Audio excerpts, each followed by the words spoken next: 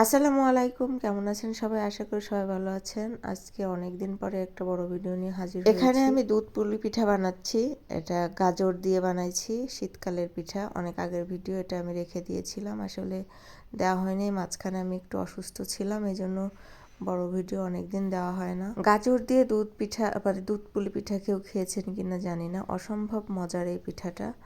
তো এখানে আমি গাজরটা সিদ্ধ করে ব্লেন্ড করে নিয়েছি, তারপরে চাউলের গুঁড়ো দিয়ে সেটা আটা ময়ান করে নিয়েছি, আর এখানে নারকেল গুড় দিয়ে রান্না করে নিয়েছিলাম, আর পুরটা ভিতরে দিয়ে আমি পিঠাটা বানিয়ে নিয়েছি খুব সহজে।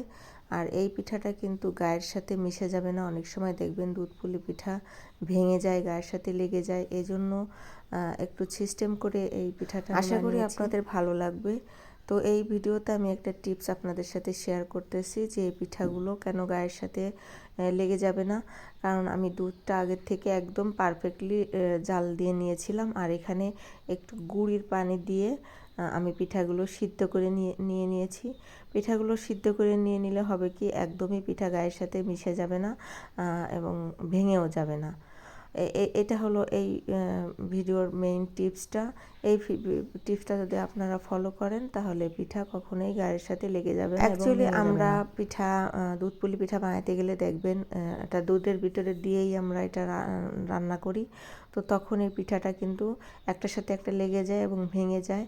কিন্তু আমি যেভাবে বানালাম, এইভাবে যদি আপনারা বানান তাহলে কিন্তু একদমই লেগে যাবে না, আর সুন্দর খেতেও মজা হবে। আর গাজর দিয়ে পিঠাটা বানিয়েছি, অনেকের কাছে কিন্তু একটু অন্যরকম লাগতে পারে। গাজর কিন্তু আমরা আসলে হালুয়া বানাই, গাজর দিয়ে অনেক মিষ্টির আইটেম বানানো যায়। তো আমি ভাবলাম যে আমি পুলি পিঠা বানাইলে কেমন হয়। আর এটা খেতেও কিন্তু অনেক অনেক মজার হয়েছিল, আর কালারটা দেখেন কতটা সুন্দর হয়েছে। অনেকে হয়তো এভাবে পিঠা আপনারা বানাননি, কিন্তু এভাবে গাজর দিয়ে বানায় খেয়ে দেখতে পারেন, অসম্ভব মজার হয় আর একটু নতুন স্টাইলের খাবার। আর এই পিঠাটা এতটা মজার হয়েছিল, আর দেখেন কতটা সুন্দর হয়েছে। আর দেখেন একটার সাথে একটা একদমই লেগে যায়নি, আর পিঠাটা অসম্ভব মজার হয়েছিল।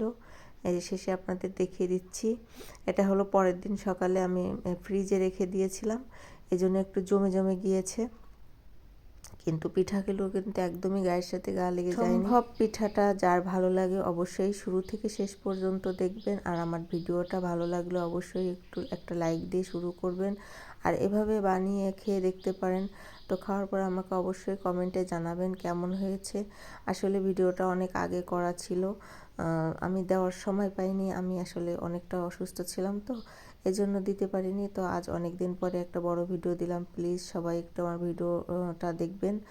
আর অবশ্যই আমার ভিডিওটা ভালো লাগলে টাইম লাইনে রেখে দিলে আমার ভিডিওটা শেষ। Bye bye.